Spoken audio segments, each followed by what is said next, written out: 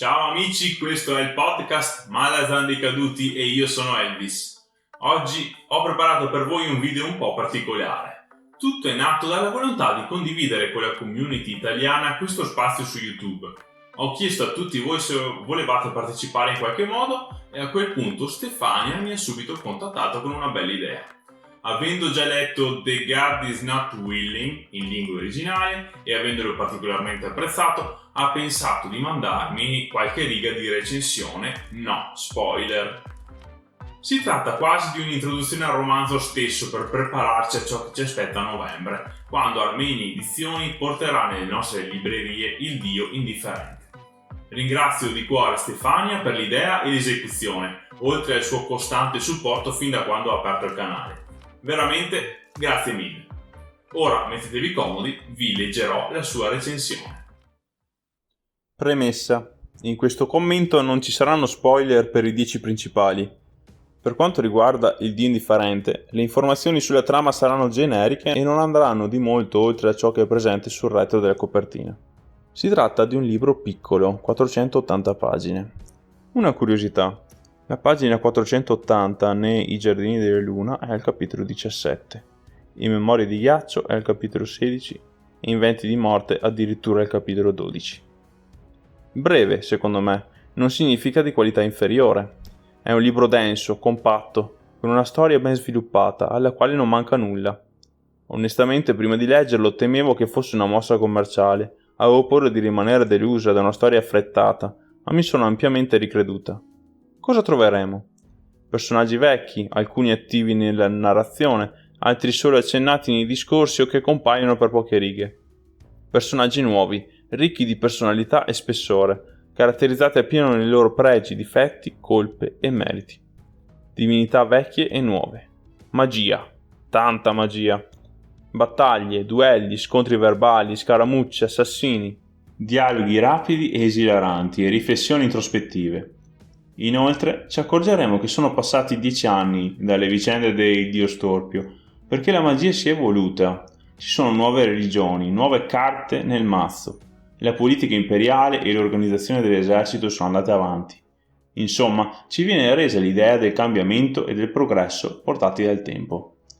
Una cosa però non è cambiata. I personaggi di Erikson sono sempre capaci di provare compassione e lasciare che sia questa a guidare le loro scelte. Ci sono buoni e cattivi? Come sempre, no. Ci sono punti di vista nei quali provare ad immedesimarsi.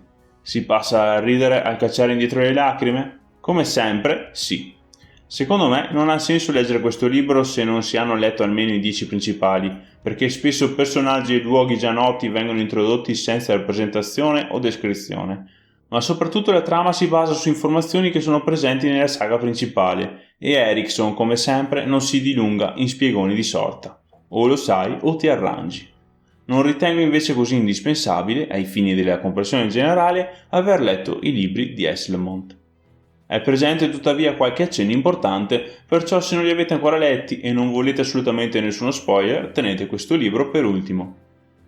A mio avviso è anche un libro che può essere letto senza per forza dover proseguire con il resto della trilogia. La trama orizzontale rimane aperta, mentre quella verticale trova una conclusione. Veniamo al contenuto. Ci troviamo al nord-est del continente di Genabakis, nella zona del lago Silver Lake e dell'omonima città. Sono passati all'incirca una ventina di anni da quando Karsa, Bairoth e Delum sono scesi dalla montagna, lasciandosi alle spalle una scia di sangue, distruzione e violenza. Ora la città è tornata alla propria vita, ma rimangono alcune conseguenze di quell'incursione. Karsa, nel frattempo, si dice che sia diventato un dio, ma sembra che sia riluttante al proprio status di divinità, indifferente e anzi scontroso verso i propri adoratori. Tra le tribù dei Teblor è sorto un nuovo condottiero, uno che ha un conto in sospeso proprio con Karsa. Chi potrebbe essere? Ancora più a nord, però, si presenta un'altra minaccia, di quelle che non guardano in faccia a nessuno e non fanno distinzione fra Teblor, Malazan e civili. Il prologo ci mostra proprio la catastrofe imminente e la paura che suscita.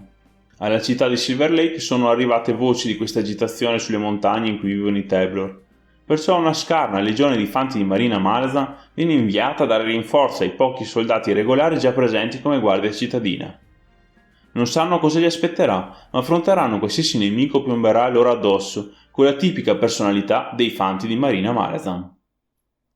Basito, F4 e molto incuriosito. Ma quanto manca il 24 novembre? Penso che divorerò questo romanzo in un sol boccone. Voi che ne pensate? Pareri, opinioni? Scrivetele nei commenti. Ancora grazie a Stefania per questa bella recensione, contenuta e pure completa, che ci ha permesso di assaporare in anticipo qualcosa del Dio indifferente. Ricordo a voi tutti che mi fareste un enorme favore nell'iscrivervi al canale e alla pagina Facebook Podcast Malazan dei Caduti. Condividete questo video con altri amici in trepidante attesa del nuovo libro.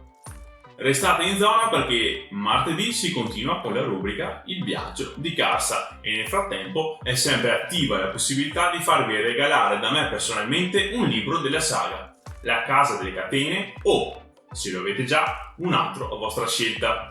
Se volete potete pubblicare sui social una citazione di Malazan usando l'hashtag podcastmalazan tutto attaccato ogni giovedì fino al 24 settembre. Giorno in cui sceglierò il destinatario di questo regalo.